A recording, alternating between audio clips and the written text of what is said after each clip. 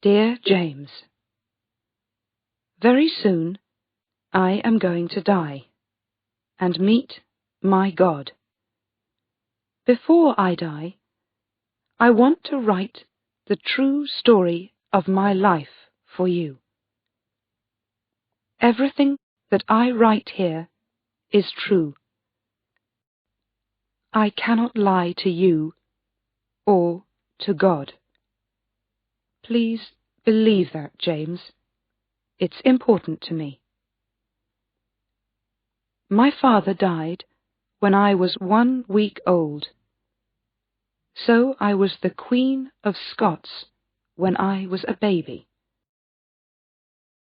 At first, I lived with my mother in Scotland, and then, when I was 5, I went to France. My mother was French, but she stayed in Scotland and died there.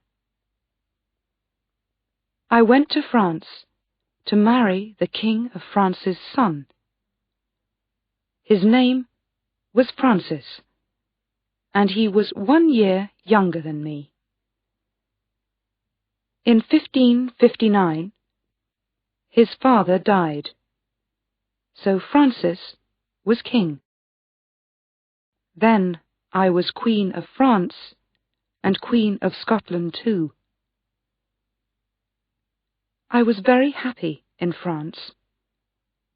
Francis, my husband, was like a little brother to me.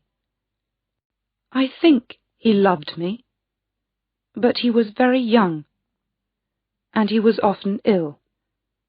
And then, in 1560, he died. He was 16 years old. When he died, I was very unhappy, and my life was very different. There was a new king and queen, and I wasn't important in France anymore. But I was still Queen of Scots. So I came back to Scotland. When I arrived in Scotland, I was a young girl of 18. My mother was dead, and there was no one there to meet me. I walked off the ship, and I slept in a little house near the sea. Next day, the Scots lords came from Edinburgh. They were pleased to see me, and for a week everyone was happy. People smiled at me and sang in the streets. I think everyone liked me. Then, that Sunday, I went to church. James, my son, you are a Protestant, and I am a Catholic. You are a good man, and you love God, but your church and my church are enemies. I was born a Catholic, and I am going to die a Catholic. I love God too. I hope you understand that. I'm not going to change now. That Sunday, people shouted angrily in the streets. "Your Majesty," said the Scots lords, "Scotland is a Protestant country. You can't go to a Catholic church here. The Scottish people don't like Catholics." "I'm sorry, my lords," I said, "but I am your queen. No one tells me what to do.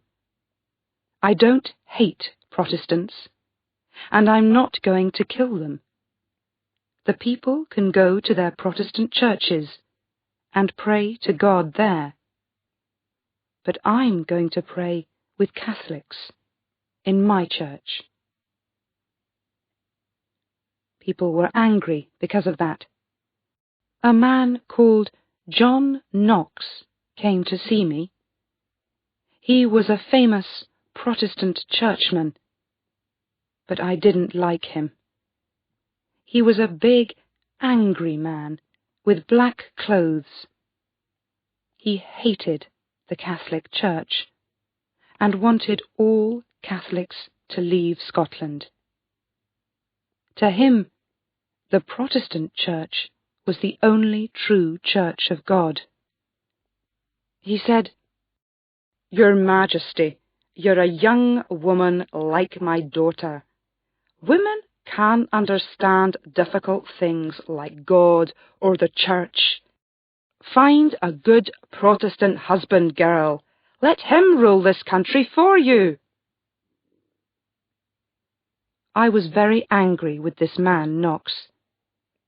I was a queen, but I was only 18. He didn't talk quietly. He shouted at me. I cried because of his angry words. I could not understand him. He talked so much, and he knew so many books. But I did not go to his church. He was right about one thing.